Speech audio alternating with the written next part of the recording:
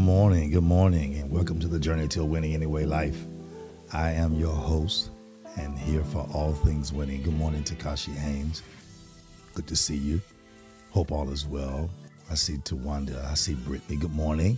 See Mama Pat. God bless you. Hope you had a wonderful day. Minister Ricks, I see you there. I see Deja Young. Good to see you. We got to chat later. Hello, Kenneth Davis. Good to see you. Good morning. Brittany Blake said the intro is fire. Thank you, Brittany. Just trying to get ready to do some other things differently, and I'm putting it together. I'm just playing some games now, but it's really good. Hello, Manny. Good to see you. And so, hey, Keith Young. Good morning. How y'all doing? Hope y'all are well and ready for this morning. It's going to be good. It's going to be good. I'm sure y'all have already seen the title. As you come in, I want you to do me a favor. I want you to like, share, tag, let someone know that we're on. If you can't share, I know, And then another thing, if you've been sharing it on your page and you go back to your page, only one or two people have liked it, maybe have watched it, but one or two people have liked it, you can delete it off your page. You don't have to have it, leave it on your page and all that kind of stuff. It's only if you're having traction, that you have 6 and 7 people, so they may be able to want to go back and look at it. But if you don't have a lot coming to it, don't stress it, don't worry it. I'm not going to trip. It's all good. Y'all got it? And so I want you to go back and make sure you're on. Make sure you're clear. Make sure everything is going good in your head and your spirit and your mind this morning as you prepare to deal with the little foxes. Oh, man. It's going to be good today. It's going to be really good. If you're on again, I want you to at least hit the like or love button. If you don't say good morning, it's okay. Hit the like or love button to let me know that you are on. That when we go back and look, we'll see that you were present. You don't have to say anything if you don't want. Don't have to type. Oftentimes, I tell you when you type, it's a level of agreement for me. And so when I go back, I'm able to say, okay, I agree when I'm teaching or whatever spirit I'm in at the time, whatever flow I'm in. It's a level of agreement. So that's not for you. I definitely understand. If you just come for the wisdom, that's a good thing. And so listen, let's get into this morning. It's going to be a good lesson. I don't want to keep you long this morning. It is Friday. Hey, Shay Williams, good morning. A lot of people have things going on, and so I don't want to make sure, I don't keep you a long time. And so let's jump into it. Hey, Call Us Divine. I'll be saying good morning to those who are coming in as we pull a little closer here. I'll be saying good morning to them if I can, if I see their name. But I want to get into the lesson more this morning. The lesson is about killing the little foxes. Hello, Gerald and Shelvin. Good to see you. There's a lot going on. Mr. Lester Blunt, good morning, man. A lot going on in the body of Christ and a lot going on in people's lives. And the wonderful part about it is that you can change what happens in your life just by dealing with certain things a different way. And so when it comes to our own lives, our winning anyway life, a lot of us have wonderful things. We have great families and great jobs and good things and wonderful things happening. The problem that we have is that we have little foxes.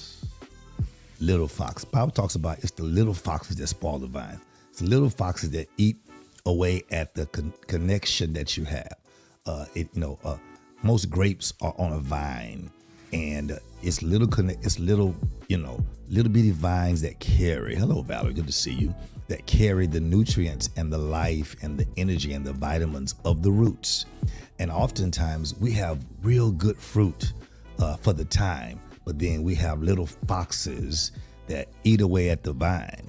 And when it eats away at the vine, what it ends up doing is it cuts off the nutrients, it cuts off the energy, it cuts off the life, it cuts off the power of the root. And even though the grapevine has great powerful roots and has growth potential, if you get cut off from the roots in a certain way, then the actual grapes will eventually die or spoil or rotten because they don't have what they need. And so I want to talk about it this morning, Brittany. Congratulations. I want to talk about let's kill the little foxes. Years ago, Pastor Bridget preached a message and she titled it, she said, let's catch the fox, cage the fox, and something the fox. And we said kill. And she said, no, y'all, I don't want to kill people. I said, I'm not killing people. I'm killing the fox. Hey, Bree Piper, I'm killing the fox. And so you have to kill little foxes. Let's talk a little bit. When it comes to understanding little foxes in your life, hello, Emery, you have to understand to the point that you get to a place. Hello, Maria. Thank you again for yesterday. An amazing day. Got there and found out they were putting the live in all the classes if they wanted to for their, homeroom. And I was like, oh, my God. Hello, Rita Holloway, Mr. Holloway, Nia Bolden. Good to see you. And so it was a blessing yesterday. But again, hello, First Lady. When it comes to personal and professional success. That means our lives are our first business. Hey, Tamisha Figaro. Your life and your home is your first business. You are the CEO of your life. But then when it comes also to your professional success and things in your life like that, you have small habits. Small habits and behaviors can often, sometimes unintentionally, but inadvertently become a major obstacle in your life.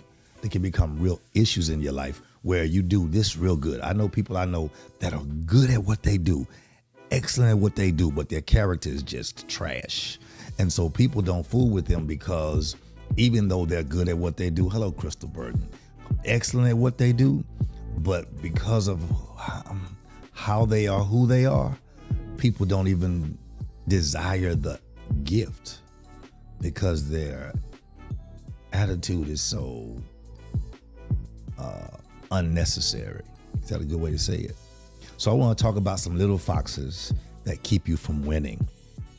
Because in life, your whole life is about you winning, not about winning in a season. It's about winning in a whole life. And so I want to talk about the foxes that keep you from winning. And it's not a lot of conversation. It's going to just be something really, really good. Because when you are aware of the little foxes, then you can actively work on managing them. Most people become aware of their foxes, but they never work on them.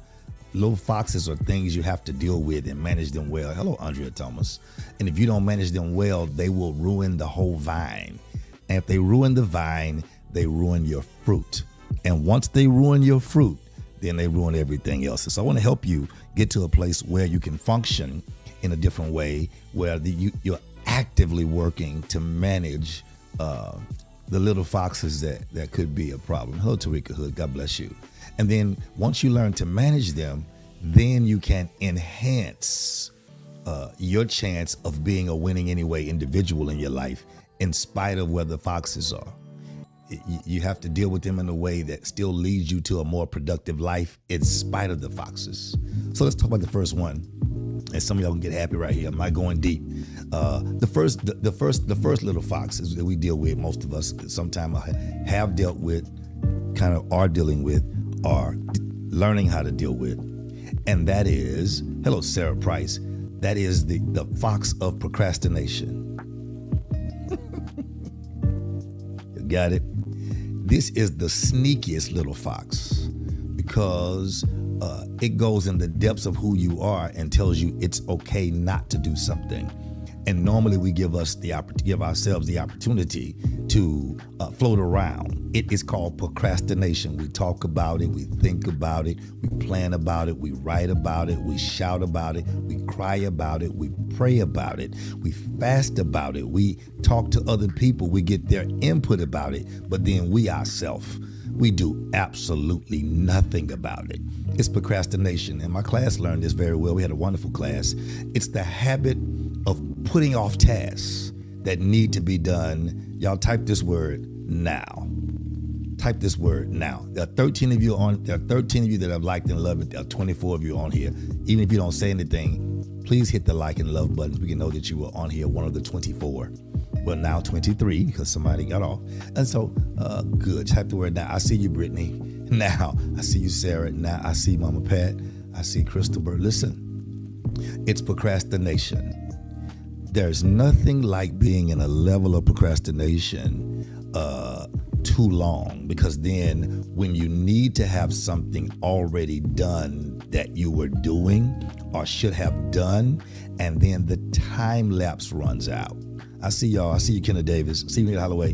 And the time lapse runs out and it's no longer time. There's nothing like knowing that your time ran out because you were doing nothing. That's a feeling. It just goes, whoa, my God, why? How did the time run out? Watch. Because here's the deal. It's the habit of putting off tasks that need to be done now. And often we justify it by excuses or misplaced priorities. You know, we put other things in the place of priority because they're simple and not because they're needed. And my class learned this a few weeks ago, last month maybe. Procrastination is the sneakiest fox. And the reason why it's the sneakiest fox is because it will have you doing something to avoid what needs to be done.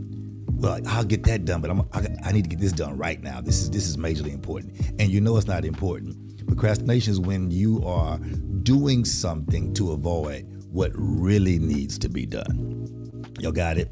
And that's when you know it's procrastination. When you doing let me say this. I know people in my life, church, business, everywhere else, that are so busy, right? They're so busy, and I understand it. This is what procrastination does. It allows you to be so busy that you can't do anything. Watch this. And when it comes time to do something else, you don't have results that enable you to do what it is you want to do, which means, why were you so busy for the last 2 or 3 weeks if you can't go eat lunch? Why were you so busy? Hey, Dr. Eric Mosley, why were you so busy if you can't, decide to go to a nice restaurant and treat yourself? Why were you so busy every week, every day? You busy. You have, people have this thing now. They lie, just straight up lie. I'm just calling it what it is. They lie. It's a little fox. We won't name that. That's a sideways fox. Lie. That's a sideways fox. That's that fox that says, every time you have something to do, here's the deal. I have to go to my child's school. I have to take my car to the dealership. I have to go to the dentist. To the dentist. I have to go to my doctor. I have to run to the store. I have to do these things. What we do now, we lie and say stupid stuff like, I shouldn't say stupid. It's stupid because you keep thinking everybody thinks you're busy when you say, I have an appointment. As if you're the CEO of something. If you have to call into your job, call in, or lie about not being online or not being at work, and I have an appointment. Where's your appointment? I was going to the dentist. You could have just said, I'm going to the dentist. But we have to keep giving ourselves appointments to make ourselves feel as if we are important to ourselves. That's when procrastination kicks in and makes you not change that situation, where you end up having a whole lot of appointments and no results. Appointments are where you meet things or people that cause results or progress in your life, not just getting your teeth fixed. Now, if anybody's been to the dentist, I'm not talking about you. I'm talking about how people like to cover their lives in appointments and importance. You got to get it right. Here's how you overcome procrastination. Brittany Blake say, break down the. I'm just saying. Here's how you overcome procrastination. Let me pull this back some. Y'all too close to me. I get a chance to relax a little bit. Here it is. Hello, Prophetess Holman. Good to see you. So to overcome procrastination, it's kind of simple. Let me take this off. It's simply, let's go back to this. To overcome procrastination, it involves recognizing your own triggers. What is it that makes you makes you do the certain things you do? Why do you do it? Tell yourself the truth about it. Recognizing your triggers and then breaking your task into smaller, manageable parts where you can meet deadlines and not have a long deadline of something that you never actually did. At the end of the day, as you break down your smaller task, here's what you need to do. Get it done. Good morning, Tisa Collier. Get it done. Break it down and get it done. So the first little fox is procrastination. You got it? Number 2, I don't have a number. The next fox is simply this: negativity. Negativity. Yeah, Keith, get it done, man. Yeah. Next fox is negativity. Negativity or negative thinking can drain your energy.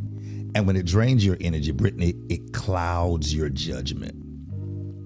When you are negative, when you are frustrated, when you're thinking too much, it clouds your judgment. And so you have to start blocking these little foxes of negativity and surround yourself with practices of being mindful and positive thinking. How do I continue to keep that up? Easy. Surround yourself with positive influences. Surround yourself with positive potential. And surround yourself with positive expectations. I'm going to talk about that in a minute. Positive expectations. Do you know what a buffet is? You know what a buffet is? You know what a buffet is? I was scrolling my phone and one of those little short reels came up for a short thing. And E.T. said something major yesterday. He said, stop making plates for people who are trying to take it to go. And then it went off. I said, that's all he. It was so clear. And that's all he said. So I started getting revelation about that. He said, stop making plates for people who are trying to take it to go. That's major because at a buffet, when you come, they'll tell you there are no to-go, at a real one, there are no to-go plates. You pay a fee and you eat all that you can while you're present. So if you really want food to go, you have to eat as much as you can while you're on your way. Yeah, Geraldine, it wowed me. Keith Young, same way, it blew me away. I said, now here comes my revelation. I said, I get it now. A buffet is made to eat all you can while you're present. And he said, stop making plates for people who are trying to take it to go. Here's my revelation, right? Because they're getting their strength to fight you from you. They're taking what you're preparing, taking it somewhere else and fueling themselves to come back and take from you. They're not even trying to give anything to you. They're getting their strength to fight you from you. So I determined yesterday, I'm gonna stop fighting people who are fighting me to bless them. I'm trying to bless you. I'm trying to encourage you. I'm trying to equip you. I'm trying to push you. And you're fighting me? I'm gonna stop fighting. Yeah, people say, go where you tolerate. That's old. It's not about being tolerated. It's totally different.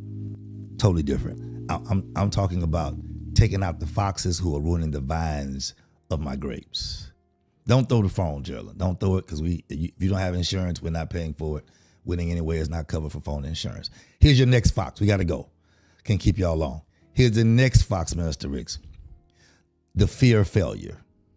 That's the fox we have. Well, that's the one we use. The fear of failure. Here is how you beat the fear of failure. Just don't quit. Real simple. I told them yesterday at the school, at Dobie, big ups to Dobie and Maria Briscoe and the Fellowship of Christian Athletes. Good morning, Aaron Fleeks. And it was like major.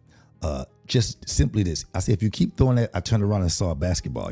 I see revelation. I said, oh, the basketball goal. If you keep throwing that ball, eventually you're going to get it in the hole. Even if you aren't trying really, but you just be consistent.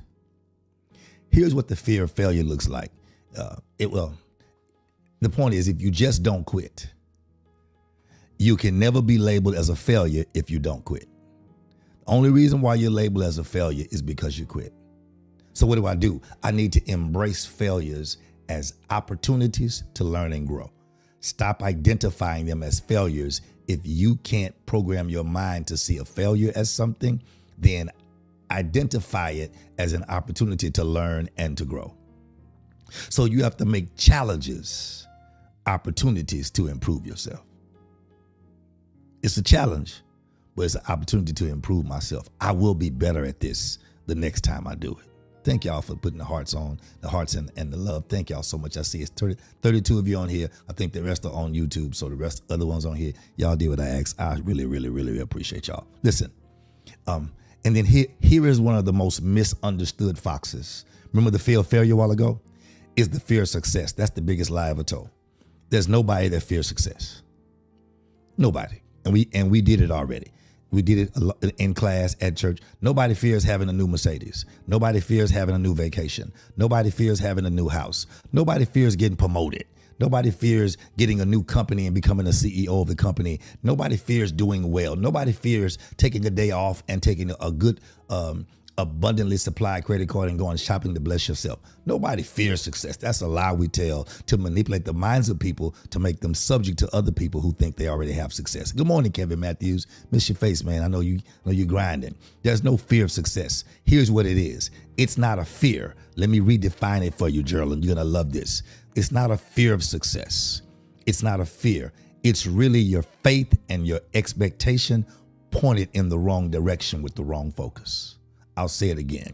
Fear of success is really your faith, and that saying is really your faith and expectation pointed in the wrong direction. That's what it is. You have all the energy, you have all the everything, you have all the wisdom, and we pointed it in the wrong direction, expecting the wrong. Well, it may not work, or this. That's your expectation. How is it that you're expecting something? Here's the funny part. It's working for your good. You just have it pointed in the wrong direction. I'll give it to you again. So fear of success is really your faith and expectation pointed in the wrong direction and in the wrong focus. You got it? You're just pointing in the wrong direction. It's there.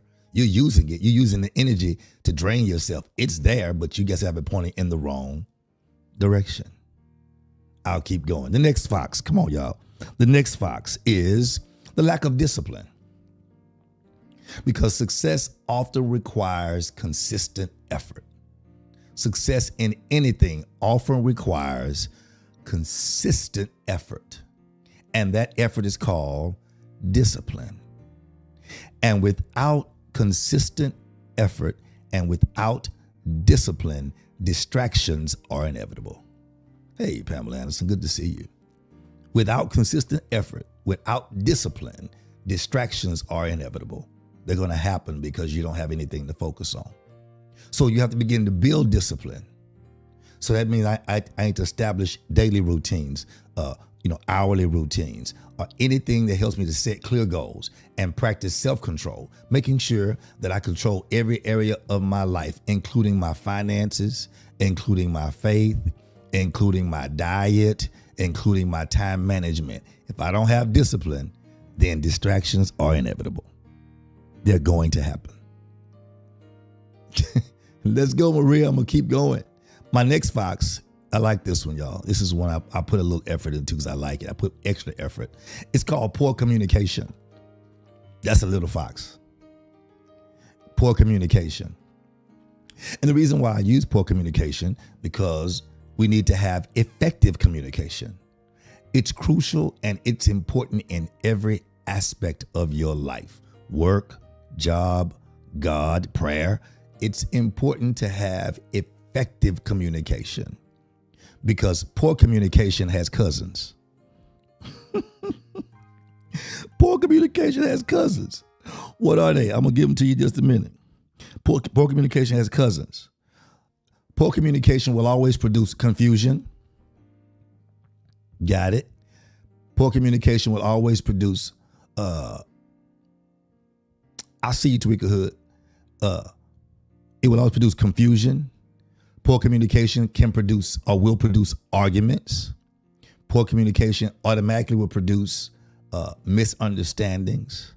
Poor communication will also produce conflicts that will ultimately birth and lead to missed opportunities. Because while you're sitting on an opportunity, it's in front of your face. If you're confused, arguing, misunderstanding, having conflicts, you're dealing with those things when you should be dealing with the open opportunity, and it becomes a missed opportunity because of poor communication. So to improve your winning anyway life, here's the shortcut to improve your winning anyway life in communication skills. I hear y'all. Well, coach, I can't talk like you. You talk for a living. Here's the funny part. Number one, I didn't talk like this until I had a big enough purpose to do so.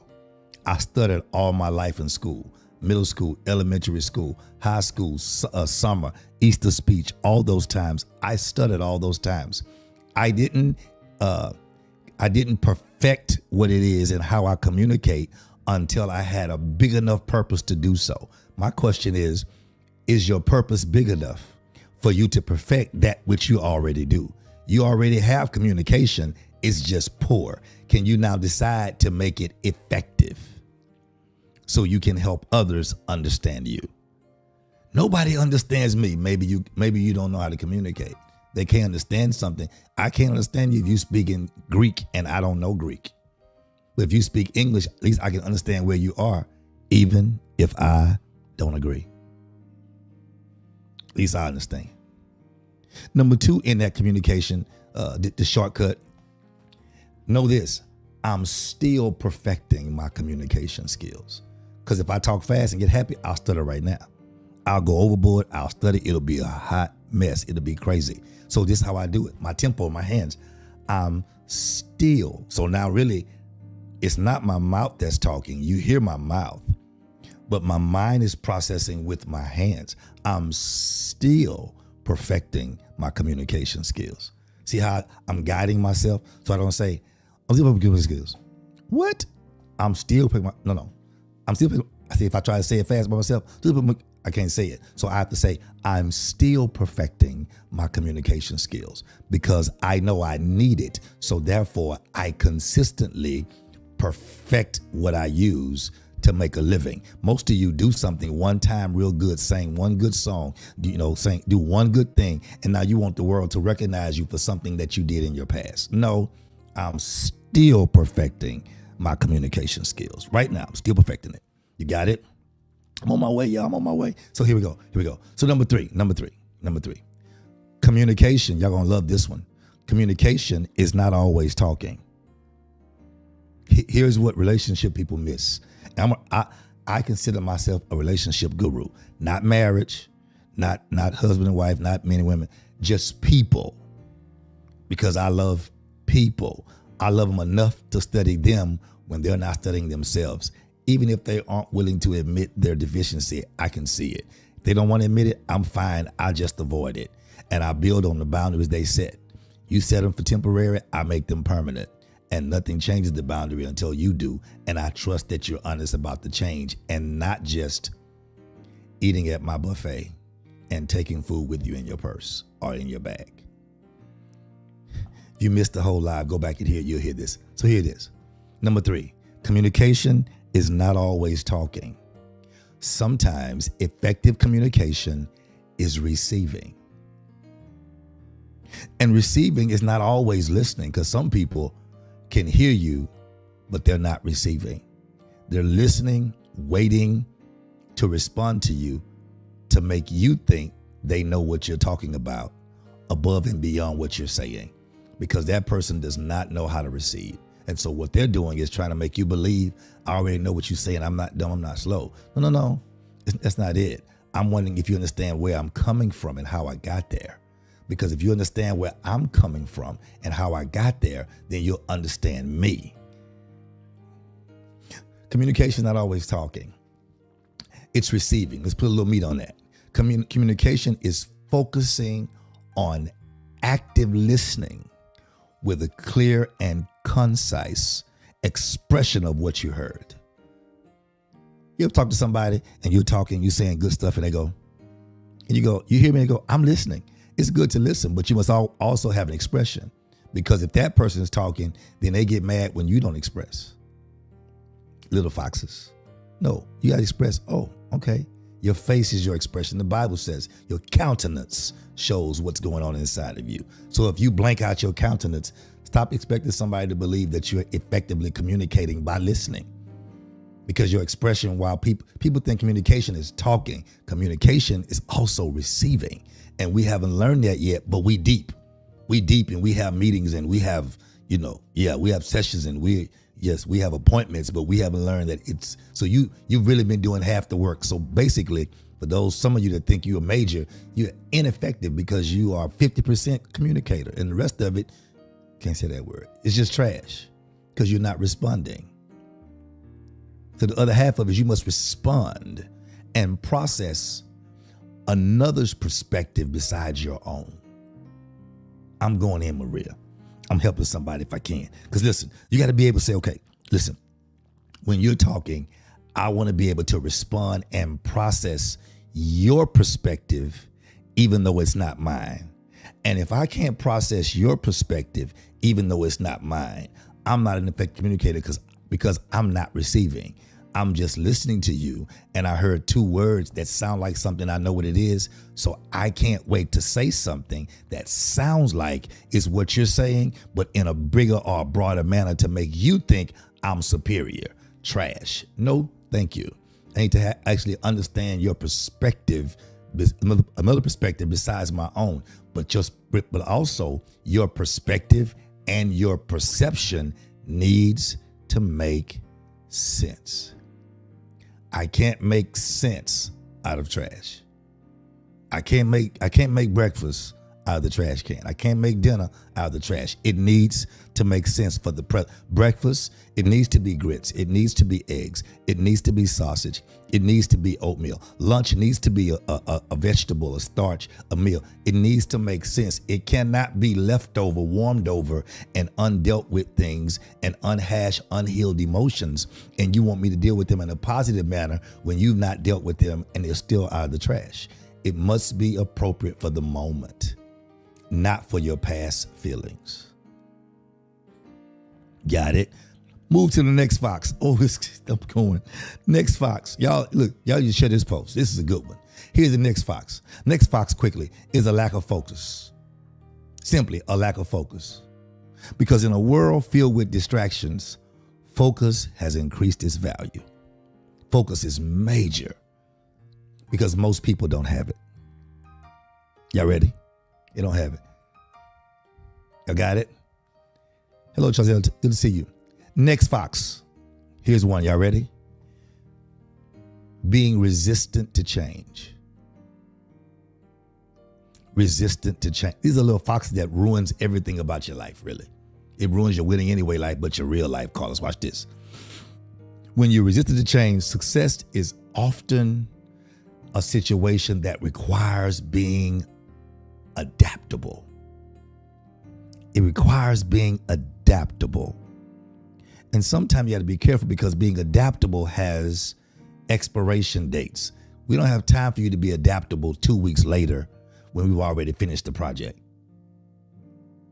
Has to be adaptable. You got it? Because resisting change, it prevents you from embracing new opportunities and new ideas that are in your face now. And you got to be careful and mindful of people who don't embrace opportunities or ideas that they did not initiate. You ever seen somebody who you tell them, you give them an idea and they go, nope. And then in 2 weeks, you see the idea with a new dress on it or new pants on it or a new bow, a new ribbon. Or if you wait long enough, they'll bring it back around and act like it's their idea and act as if it's something that they put together. Because most people, you'll find out the level of maturity, their level of insecurity, and their level of self-esteem when they can only process or go with changes that they've initiated because they themselves trust absolutely nobody. And if they don't do it and they don't initiate it, then it's not proper or it's not good. So you have to cultivate a mindset that views change as opportunity. Got to change something? Oh my God. Then how do I do that? You have to go forward. What's up, Roy? You have to go forward and look and say, let me see. Because if I change, what's my benefit? Not who brought the change. The question is, what will I get out of the change? Not who initiated, whose idea was it? Who brought it to pass? Who said this? No. How will I benefit out of this change? It's an opportunity for growth rather than an opportunity for you to feel threatened by someone else's creativity. They took the time to create. You were too busy with your appointment. And now you don't want to go with the creativity because it wasn't your idea. It's not going to give you kudos, but it will give you a level of growth. Gotta go. Next one. Y'all ready? Next fox. I'm gonna let y'all go. I'm almost through. I'll be through probably about 6 minutes. If not, here I go, Mabel. The next fox is called ego perfectionism. I put that together. That's nice. Ego perfectionism. While striving for excellence is very valuable, but if the level of being perfect is driven by your ego, it's going to end up trash because you will always procrastinate saying it's not perfect enough. And it's a double-edged sword when your ego is involved because it can be right, but your thing is if it's not perfect, then what you'll do is you'll become your own garbage can. You'll become your own garbage disposal. You will trash good things too long. And by the time you begin to release what's good, it will only be okay. When if you had released what's good at least you have a chance to understand it can fall in the hands of somebody that can make it better. It's called ego perfectionism. Yeah, I made that up. I put that together like that. Because you ever seen people who have the potential to do something supernaturally great, but they hold on to it too long and it becomes irrelevant along with them? Don't be a person with ego perfectionism. Learn, I'll help you out. Learn to recognize when good is good enough. Or if you can't do it, build relationships with people who you trust. Or, let's just be harsh, submit to your pastor or your coach and do what they tell you to do. Like Manny. I'm laughing because Manny went to one winning anyway. She did not make it to the other winning anyways. She was not around. She went to one winning anyway, and she applied every principle, made a chart. I'm going to give to everybody who's in DPO. Made a chart, put things together, made that thing work.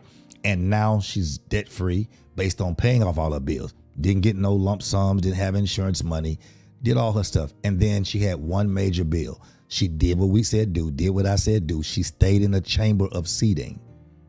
And then her last thing was her student loan. And she got that letter last week that it has been forgiven, not paid off, forgiven. That's a God thing. Forgiven. She did the work, Maria, and now she don't even have a student loan. And her credit score is already like an 820. Because she was on the hunt challenging me. I said, come on, get your credit score up there. She's at 820. And now they just dropped thousands off of her credit report. Off of her student loan. So what's that thing gonna go to? It's gonna go to a 900. Ain't no 900. See, that's the problem with people. Because you don't know what it is, does not mean it doesn't exist. There is a 900 credit score. Just not on what you're using to do your credit, because you don't have the potential to get there. So why give you that level when you aren't doing what it takes to get the best out of where you are right now? So when you say, I trust my man of God, I trust the prophet in the man of God, I trust the coach, then when the coach says, let it go, you have to recognize when good is good enough.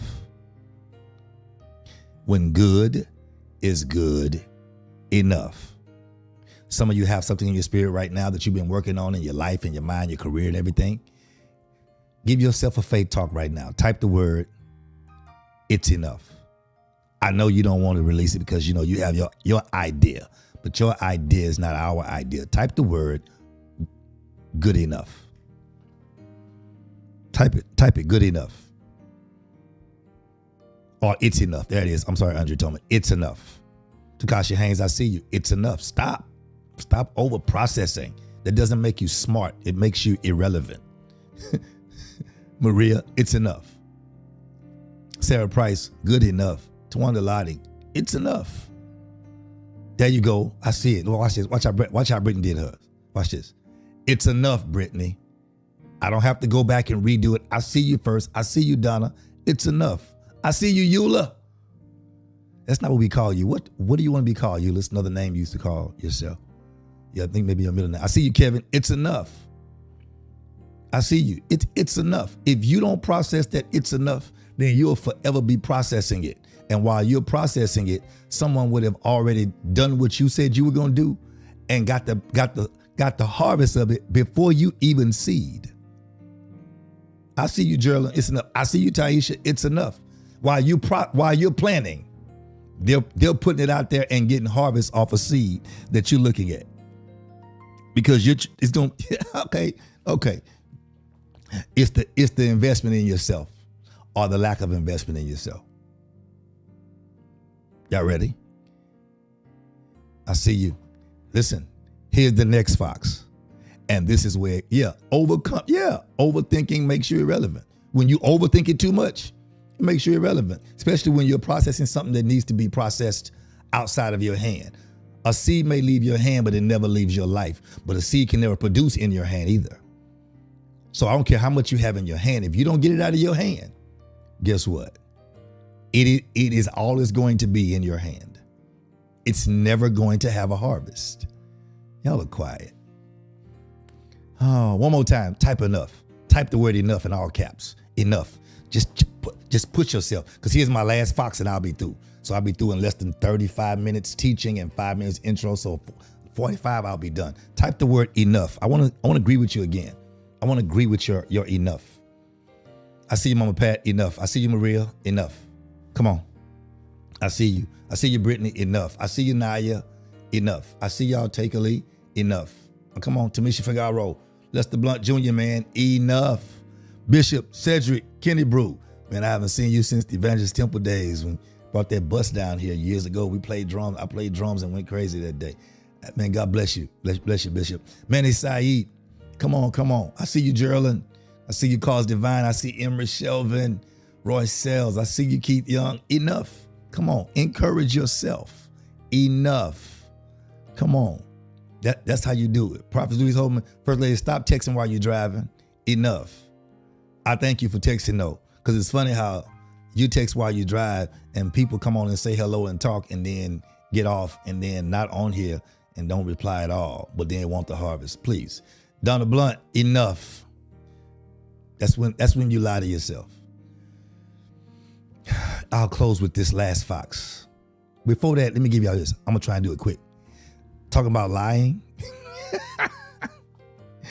Listen, I took a bag out of my closet yesterday, and it was a outside garbage trash bag, and I put clothes in it that I didn't want anymore. Wasn't going to use anymore. Nice clothes, no pants, slacks, couple of suits, one custom suit. I said, no, I'm gonna bless somebody, and I kept lying to myself. I'm finna help somebody that stayed on here, and those who didn't, I hope the live don't work when you come back. Because if you don't give value to me, I don't have value for you. It's an exchange. Let me go. Anyway, so I've been putting clothes in this bag. I'm saying I'm gonna wear that. I'm gonna wear. So I'm putting clothes in this bag, and I keep putting clothes in the bag, and Michelle, and I keep putting clothes in the bag. I keep putting clothes in the bag. I keep putting clothes in the bag. So I'm telling myself little by little, little by little. Yesterday I decided, or the day before yesterday, maybe Monday, I decided to take this bag to Salvation Army or to give it away. That was my decision, right? So in deciding that, I took the bag to the stairs. I had to drag it down the stairs. This is my revelation. As long as I lied about one piece at a time, I'm not gonna wear this shirt anymore. It was just one shirt. You know what? I'm not gonna wear these pants anymore. It was just one pair of pants. You know what? Watch this, Donna. I'm not gonna wear this suit anymore. The bag been in there probably about 3 or 4 weeks. I put it up on the bag and put it in there. I didn't make it. This is not a Fox, Brittany, but we'll use it as one. So I'm putting clothes in this bag, Maria, and I keep putting clothes in the bag. And I'm going, watch this. I'm telling myself one truth at a time. Well, I won't wear this no more. And it's been in my closet. It's been in my closet. So the lie's been hanging up. I've been caring for the lie. I take the lie off the bag, put it in the bag of truth. But when I get ready to take the bag down the stairs, the revelation hits me that this is all the lies you've been holding in this closet this long. Got it? Bless you, Bishop Kennebrew. Listen, he said, this is the lies you've been holding in this bag. I couldn't even pick the bag up. I had to drag the bag down my stairs. I'm glad it was a grass outside, big 55-gallon. I had to drag the bag down the stairs because I saw one lie at a time because I didn't want to go through everything. But then I got the bag downstairs. I put it in my car and I realized this is a bag of lies that I'm getting rid of. So I ordered some more bags online. I said, I'm going to do it again. And this time I'm not going to lie. I'm going to clean my closet out again. I keep doing it because the minute you clean your closet out, you make room for whatever God wants to do. And so I'm saying, God, a lot of people are like that. They got bags of lies and they go one lie at a time. And you don't realize if somebody else is paying attention, they can see that pattern is a pattern that creates a bag that you can't even carry. And when it comes time to have change in your life, you can't even get rid of the bag. You can't even get rid of it because it's too heavy. I drug it down my stairs, let it bounce, bike, boom, boom. And I said, wow, this bag is full of lies that I told myself, I'm gonna get into that again. I'll try it on again. You know what? I like that.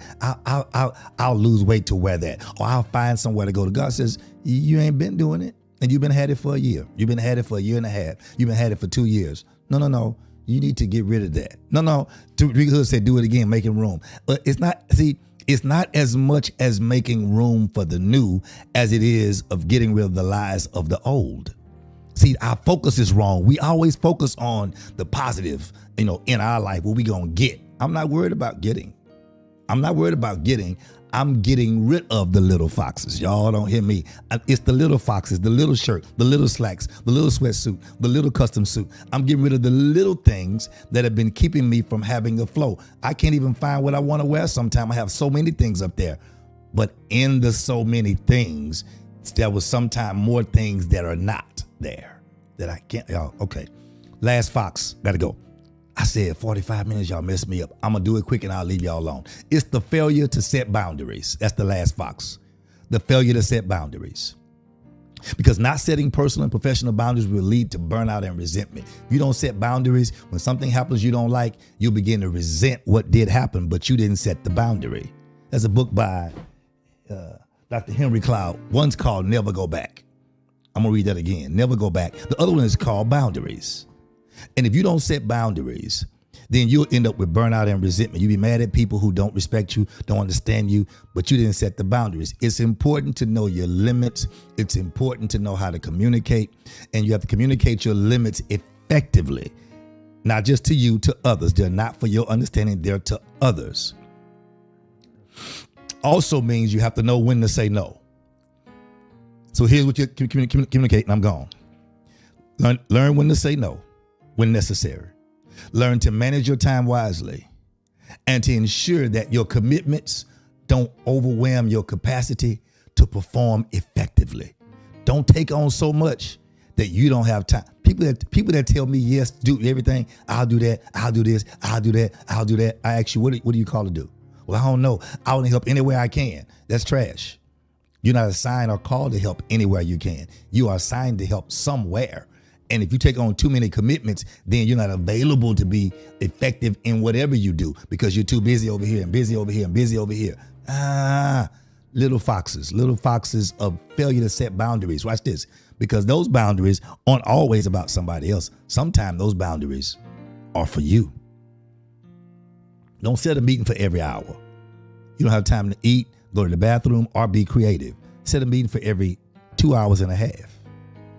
And if the meeting falls in between that, God bless. If it does not, take the time for you. You're worth it before you burn out and then you resent what it is that God's giving you. Listen, I got to go. I can't keep y'all long. Let's just deal with killing the little fox. Let's get the little foxes handled. Everything else take care of itself. Let's get those foxes out of the vineyard, making sure we have what we need and we have what's going to be beneficial to us, making sure that the roots that carry our nutrients, our water, our tomorrow, our future, our faith are able to get to our fruit and make sure that our fruit is seen more than just what we are seen doing or heard doing. Got it? Look, this is Life Pastor Kyle. Had a wonderful day. Hope all is well with you. Listen, come to church Sunday. My wife says she's not sure she's preaching, so I think we might tag team Sunday. Anyway, it's just a good time. Just take your time. Forget all that. Just go kill the little foxes. If you just kill the foxes, you'll find out that you have more fruit than you've ever had in your life. This is Life Pastor Kyle letting you know, no matter what happens in your life, know this, you can still win anyway, but you got to get rid of the foxes. Got it?